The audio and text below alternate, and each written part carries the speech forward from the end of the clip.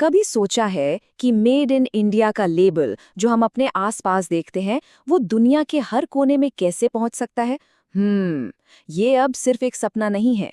ये एक बहुत ही एम्बिशियस प्लान है, एक मास्टर प्लान जो इंडिया के ग्लोबल ट्रेड का पूरा चेहरा बदलने वाला है। स्क्रीन पर जो नंबर दिख रहा है ना, वो कोई मामूली रकम बिल्कुल नहीं है। ये है $2 ट्रिलियन। इसे आसानी से समझने के लिए सोचिए, 2 के आगे पूरे 12 जीरोज। इतना बड़ा है कि इसको इमेजिन करना भी मुश्किल है। और ये जो नंबर है, यही है इंडिया का अगला बड़ा मिशन। साल 2030 तक $2 ट्रिलियन के एक्सपोर्ट्स। देखिए, ये सिर्फ एक फाइनेंशियल टारगेट नहीं है, ये एक तरह से इंडिया के लिए ग्लोबल ट्रेड की सुपर लीग में एंटर करने का टिकट है। लेकिन हाँ, ये मिशन एवरेस्ट चढ़ने जैसा है, इतना आसान नहीं। खुद डीजीएफटी के हेड संतोष सारंगी इसे डॉन्टिंग मानते हैं, यानी बहुत ही मुश्किल। और क्यों ना हो, इस टारगेट तक पहुंचने के लिए इंडिया को हर साल कंटिन्यूअसली 14.4% की एक्सपोर्ट ग्रोथ दिखानी होगी। ये कोई स्प्रिंट नहीं, ये एक फुल फ्लेज्ड मैराथन है। तो सबसे बड़ा सवाल यही उठता है, आखिर इतने बड़े पहाड़ जैसे टारगेट को हासिल करने के लिए सरकार का मास्टर प्लान है क्या? चलिए इस प्लान को आहिस्ता आहिस्ता डिकोड करते हैं। अब देखिए, इस मिशन में एक नहीं बल्कि दोहरी चुनौती है। एक तरफ हैं ग्लोबल प्रॉब्लम्स जैसे अमेरिका और यूरोप की स्ट्रिक्ट ट्रेड पॉलिसीज और टूटी-फूटी सप्लाई चेन्स, और फिर दूसरी तरफ है हमारे अपने देश की रुकावटें, छोटे बिजनेसेस के लिए पेपरवर्क का जाल और लॉजिस्टिक्स का महंगा खर्चा। तो इन चुनौतियों से निपटने के लिए सरकार का मास्टर प्लान भी 2 हिस्सों में बटा हुआ है। और इसका पहला और शायद सबसे जरूरी हिस्सा है देश के एमएसएमईज यानी छोटे बिजनेसेस की असली शक्ति को अनलॉक करना।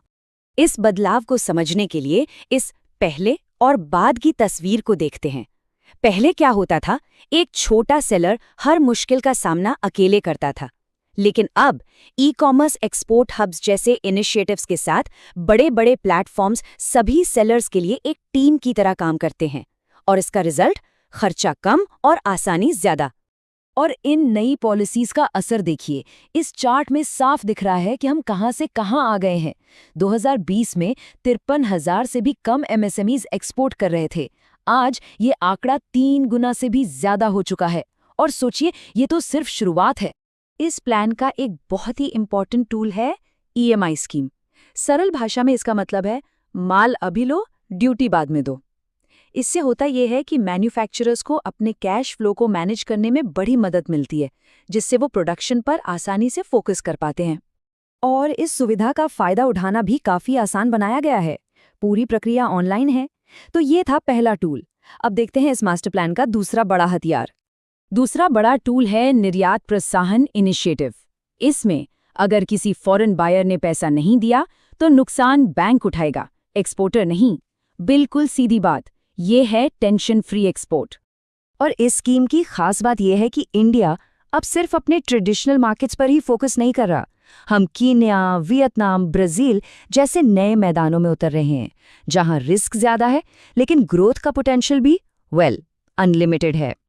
तो ठीक है, हमने एमएसएमईज को एम्पावर करने के टूल्स देख लिए, लेकिन इस पूरे सिस्टम को प्रोटेक्ट करने के लिए भी तो कोई चाहिए, है ना? यहाँ आता है मास्टर प्लान का दूसरा हिस्सा, एक गार्डियन। ये है इंटर मिनिस्टेरियल ग्रुप या IMG। आप इसे इंडिया के ट्रेड का वॉच टावर या कंट्रोल रूम समझ सकते हैं।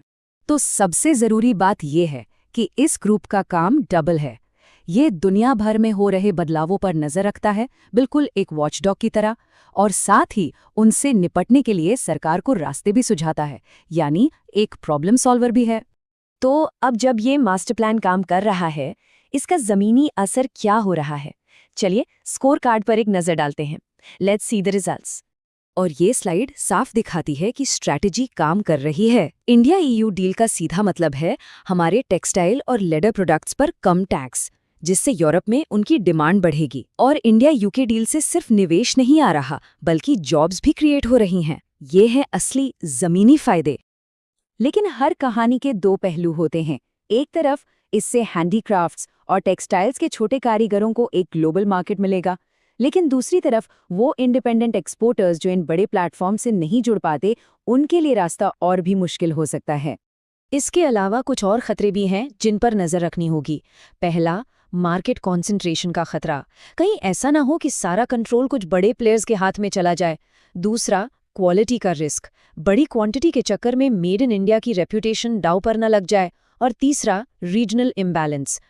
तो इस मास्टर प्लान के साथ, जिसमें बड़े सपने हैं, साफ नीतियां हैं और कुछ जोखिम भी, सवाल ये उठता है कि क्या भारत सच में तैयार है मेड इन इंडिया को दुनिया भर में विजयी बनाने के लिए?